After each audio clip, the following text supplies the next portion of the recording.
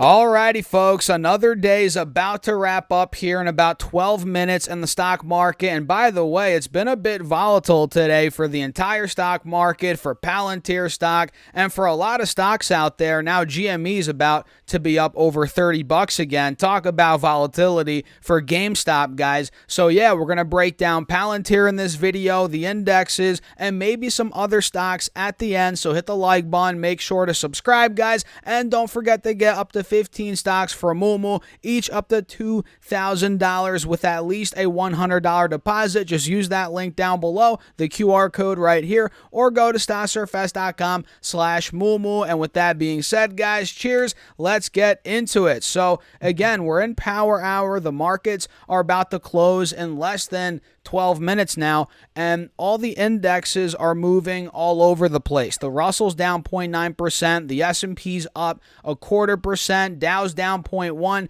and we have triple Q, the NASDAQ, up 0.6%. And Palantir is actually down about 2%, with a lot of that loss, pretty much all of it, coming in the first half of the day. You guys can see we opened up at 23.85, shot to 24.15, all the way down to 23.15 is where we got. That was at about 12.30 on the East Coast, and now we're at about $23.30. So we are trying to consolidate right around here. And again, we hit 23.15, which took the lows out from yesterday. Yesterday, we held around 23.60, 65, right in that ballpark. And yeah, it looks like we are selling off a bit here. We do have a Head and Shoulders clearly in the making here, which probably already finished and played out here, but we'll see. We'll monitor it. You guys can see that on this 5-day, 5-minute. And we also have a death cross, and we're under the moving averages here on this time frame, but at the same time, we are holding trend. You guys can see we're holding this trend, which is a good sign overall for the bulls. And on, let's say, this 10-day, 30-minute, we're holding trend as well. Pretty good sign for the bulls. And on this 20-day chart, if I pull it up, you can also see we're holding trend, you guessed it, and we're still above the 180 moving average, well above the 180 moving average on this 20-day chart, which is good news for the bulls. And on the 4-hour time frame here on PLTR, guys, obviously we're still above both moving averages, and we have a golden cross, which is good. The only thing is we're struggling to now break above $24, $24.50, which you guys know that's a decent resistance from back in the early days of April. And the mid-20s in general, we've been struggling there for quite some time. We hit that point around earnings a couple weeks ago. We hit the mid-20s back in the end of March, early February, mid-February, early March. So yeah, we're going to have to get out of there eventually, guys, and it's only a matter of time, in my opinion, here on PLTR. And of course, you guys know I'm long. I bought the stock a couple of weeks ago. Been buying it ever since in the lower 20s, and I'm planning on holding, and I do believe potentially we could be touching $30 at some point, maybe this year, depending on how things go. Of course, that's a short-term prediction.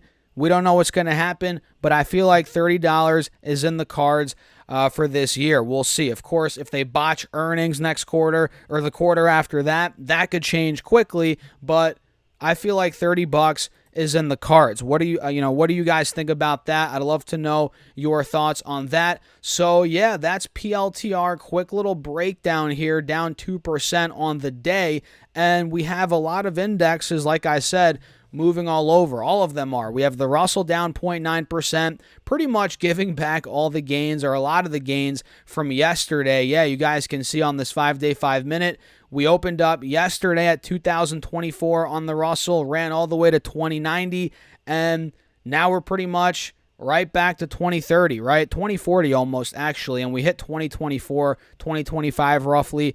In the middle of the day, we held that, which is good for the bulls on the Russell, and we're rallying off of it. You guys can see that right here, which is good. And let me see the S&P. If I pull SPY up, we can see this is looking pretty solid as well. We sold off in the morning. Big V-shaped recovery here, or I guess it looks exactly like a W, right? Either way, looks like we're breaking out to the open price pre-market high and near the highs from yesterday. So SPY looks pretty bullish actually, guys. Looks like we have an ascending triangle here, which means if we get out of the mid-4 or 540s rather, this could be going up even further. So I'm liking the way that's looking for the bulls in the short term. Same thing pretty much here on Triple Q.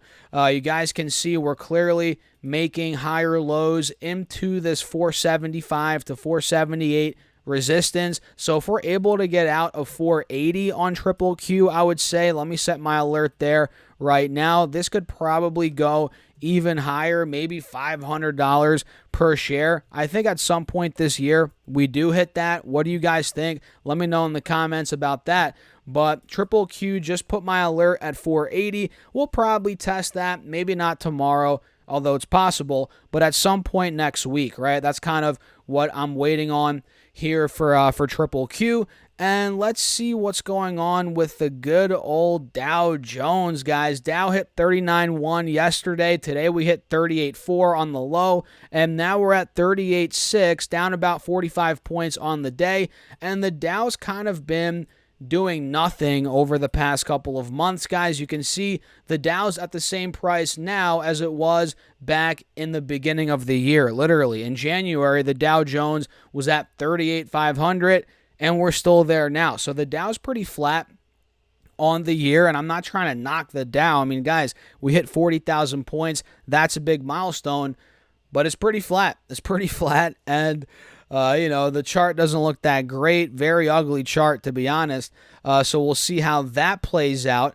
And let me pop up some other stocks very quickly. We'll do another GME update tonight, guys, so make sure you all watch out for it. But right now, we're up 14% on GME. And earlier in the day, when I made my previous GameStop video, we saw this ascending triangle. You guys can see that right here. Clear resistance, right, at about 27.90, but we were making higher lows into that resistance. We called this out, and it broke out. You guys can see here it broke out, and we filled the gap pretty much to $30. That was one of the targets. I think we hit $29.50 to be exact. Yeah, so we hit that point right here. The next main target is around, right around $30.50. Then after that, we have $31.40. And you guys know how GameStop moves. It could probably hit that in one upswing, right? So these resistances could get blown right through in the matter of seconds and minutes here, guys. But yeah, we'll do another update because, of course, there's going to be aftermarket action. So we're not there yet. It's only 3:55 on the East Coast. So we'll do another update when 8 p.m. East Coast time passes, when the aftermarket closes. And, we'll break down the charts, my updated position, guys. So make sure you all subscribe and hit that notification bell. And let me show you some other tickers very quickly here. So it looks like Tesla is up around 2.6%, which it seems like his pay package, Elon Musk's $56 billion pay package, it looks like that's going to pass through. And another big thing is whether or not they're going to be able to incorporate in Texas, right? Move there, move from Delaware over to Texas. We'll see if that plays out. But overall, Tesla was up to 191 in the morning. Now we're at 183 right before close, or 182. Still up on the day, but not nearly as up, as much in the green as we were earlier in the day. But yeah, keep your eyes on TSLA, guys, over the next couple of days here. And let's do one more. What stocks got hit today, guys? Looks like Warner Brothers Discovery is still getting beaten down. Enphase is getting beaten down today. Google and Amazon are actually both down, which I do own both of those. They're probably my favorite big tech stocks. If I had to pick two, it'd be these two probably right now. For sure. I mean, they're the biggest tech stocks that I personally own. But we are seeing a head and shoulders here on Amazon, which is actually interesting. And honestly, I wouldn't mind Amazon to pull down. I'll just buy more. I mean, like I said, I love this stock, right? So head and shoulders on Amazon. Chart's not looking the best here for the bulls. But again, who cares? It's a long-term holding. I'll just buy the dip, right? And Google looks good on the charts. We're actually seeing an ascending triangle, but it's just simply getting rejected today at 180. We're pulling back a bit to the mid-170s again. Ultimately, I do see Google breaking 180. I could see this ascending triangle play out. It's only a matter of time, in my opinion, the way it's standing right now. So what do you guys think? Let me know your thoughts in the comments down below. Smash that like button. Don't forget to subscribe and get up to 15 stocks from Moomoo, each up to $2,000 with at least a $100 deposit. Just use that link down below, the QR code right here, or go to stocksurfest.com/Moomoo. Get your stocks, guys. Again, up to 15 stocks, each up to $2,000. And with that being said, I'll catch you all in the next one.